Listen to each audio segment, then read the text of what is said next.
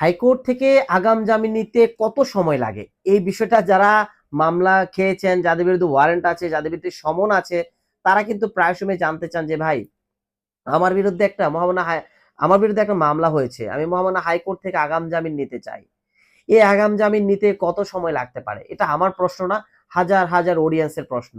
যে মহামান্য হাইকোর্ট থেকে আগাম জামিন নিতে কত সময় লাগে? আদৌ কি মহামান্য হাইকোর্ট থেকে আগাম জামিন নিতে অনেক সময় লাগে? নাকি মহামান্য হাইকোর্টে গেলে সাথে সাথেই জামিন দিয়ে দেয়? এই প্রশ্নগুলো কিন্তু আপনাদের মনের ভিতরে অনেক ঘুরপাক খায়। আমি আজকে রিয়ালিস্টিক ভাবে বুঝিয়ে দিব আসলে হাইকোর্ট থেকে আগাম জামিন নেওয়ার সহজ পদ্ধতিটা কি। ধরে নিলাম আপনার বিরুদ্ধে একটা নারী নির্যাতনের মামলা হয়েছে এবং সেই মামলায় আপনার বিরুদ্ধে ওয়ারেন্ট হয়ে গিয়েছে। এখন আপনি আগাম জামিন নিতে চাচ্ছেন।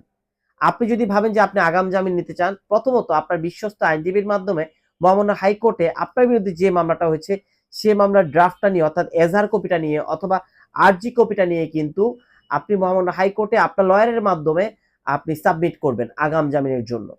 এখন সাবমিট করার পর অনেক কিছু ইস্যু আছে। ইস্যুগুলো হলো যে দেখেন, মহামান্য হাইকোর্ট কিন্তু খুব ব্যস্ততম কোর্ট।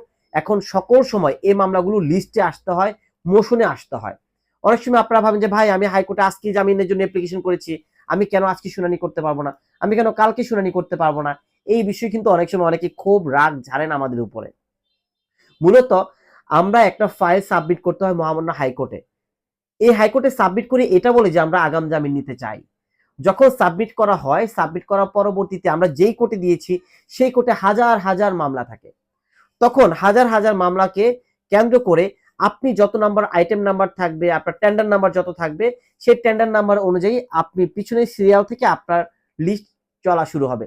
সাপোজ আমি একটা নির্দিষ্ট কোর্টে মামলা আগাম জামিনের জন্য দিয়েছি, সেই কোর্টে মামলা আছে ৭০০। এখন আমি যে দিয়ে দিলাম, তখন আমার সিরিয়াল পড়বে ৭০১। এখন ৭০১ যখন মোশন লিস্টে আসবে, তখন এই মহামান্য হাইকোর্টে যে জাস্টিস থাকবে উনি ঠিক করবে উনি প্রতিদিন কয়টা মামলা শুনবে। উনি কখনো কখনো ২০০ শুনতে পারে, কখনো কখনো ১০০ শুনতে পারে, কখনো কখনো ৩০০ শুনতে পারে, আবার কখনো কখনো ৫০০-৬০০ শুনতে পারে।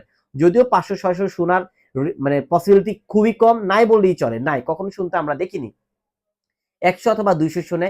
এবং কি সপ্তাহে প্রতিদিন কিন্তু আপনার এই আগাম জামিনের বেঞ্চগুলো আগাম জামিন শোনে না। সপ্তাহে ২ দিন অথবা সপ্তাহে ১ দিন শোনে। সাপোজ আমার সিরিয়াল থাকলো ৭০১।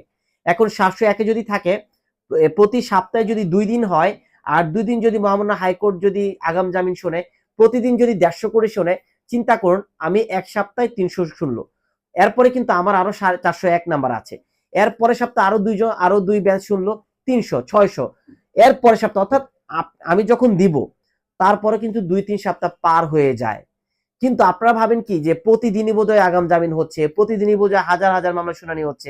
জিনিসটা এরকম ভাবে কোনোভাবেই ইন্ডিকেট করার কোনো সিস্টেম নেই।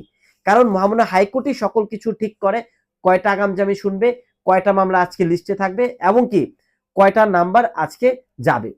সো আপনারা নিজেরাই কিন্তু অনলাইনে দেখতে পারবেন আপনাদের লিস্টটা কত নাম্বার আছে।